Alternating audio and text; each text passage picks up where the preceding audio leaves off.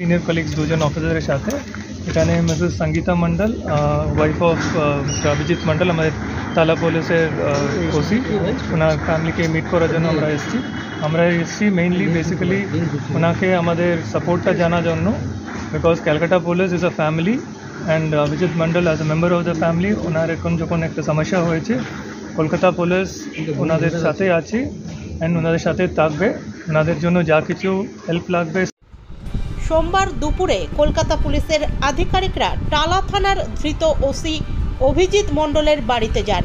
এদিন কলকাতা পুলিশের অতিরিক্ত police commissioner V Solomon Nisha Kumar, deputy commissioner east ডিভিশনের আরিস বিলাল ও deputy commissioner SSD Jadavpur Bidisha Kalita দুপুর নাগাদ ধৃত ওসির সার্ভে পার্কের বাড়িতে যান।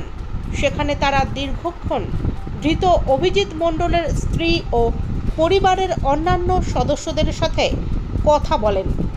সূত্রের খবর, ইতিমধ্যেই টালা থানার ধৃত ওসির স্ত্রীকে জিজ্ঞাসাবাদের জন্য সিবিআই সিজিও কমপ্লেক্সে ডেকেছে। তার ওপর নজর রাখছে ইডিও। এদিকে রবিবার কলকাতা পুলিশের নিচুতলার কর্মীদের মধ্যে একাংশ দাবি তোলেন, যেভাবে আরজিকর কাণ্ডে একজন ইন্সপেক্টরকে গ্রেফতার করা হয়েছে তা নজিরবিহীন। কারণ নিচুতলার পুলিশ কর্মীরা সাধারণত উঁচুতলার পুলিশ অফিসারদের নির্দেশেই কাজ করে থাকেন। সেখানে পুলিশ আধিকারিকদের বাদ দিয়ে একজন ইন্সপেক্টরকে কেন গ্রেফতার করল সিবিআই, তা নিয়ে প্রশ্ন তুলতে শুরু করেছে কলকাতা পুলিশের নিচুতলার কর্মীরা। এরপরই সোমবার দুপুরে দেখা যায় কলকাতা পুলিশের 3 আধিকারিক যাদবপুর সংলগ্ন সার্ভে পার্ক এলাকায় অভিজিৎ মণ্ডলের বাড়িতে পৌঁছে যান। পরিবারের পাশে কলকাতা পুলিশের আধিকারিকরা রয়েছেন এই বার্তা দিতেই পুলিশ আধিকারিকরা সেখানে পৌঁছন বলে মনে করছেন সকলে।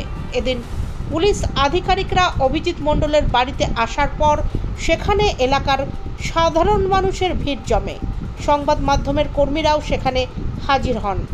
এদিকে টালা থানার ধৃত ওসি অভিজিৎ মণ্ডলের স্ত্রীকে কেন সিবিআই জিজ্ঞাসাবাদের জন্য ডেকেছেন তা নিয়ে ইতিমধ্যেই শোরগোল পড়ে গিয়েছে কলকাতা পুলিশ মহলে।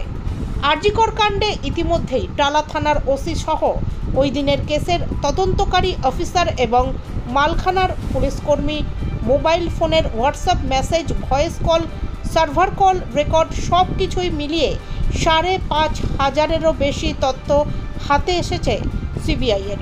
এই তথ্যগুলি খতিয়ে দেখতে 4 সদস্যের বিশেষ টিম গঠন করেছে সিবিআই।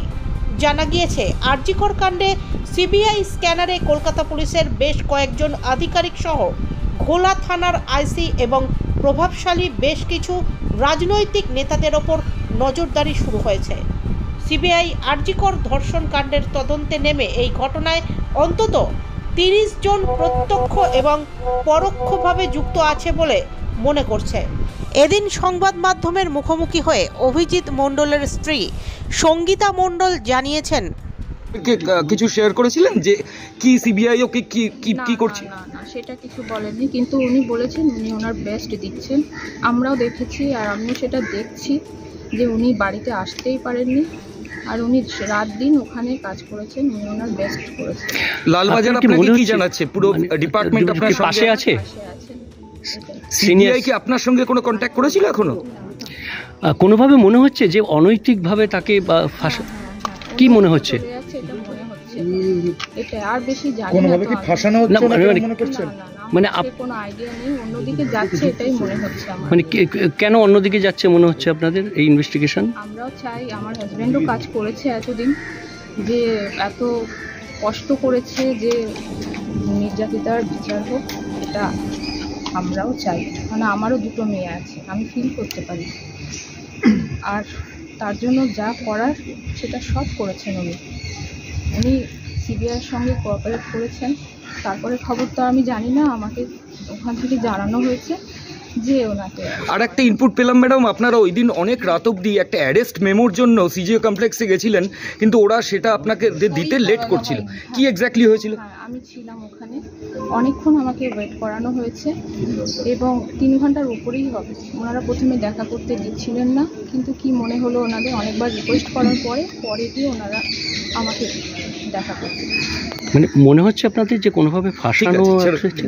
ম্যাডাম আপনার নামটা একটু সংগীতা মণ্ডল। ঠিক আছে।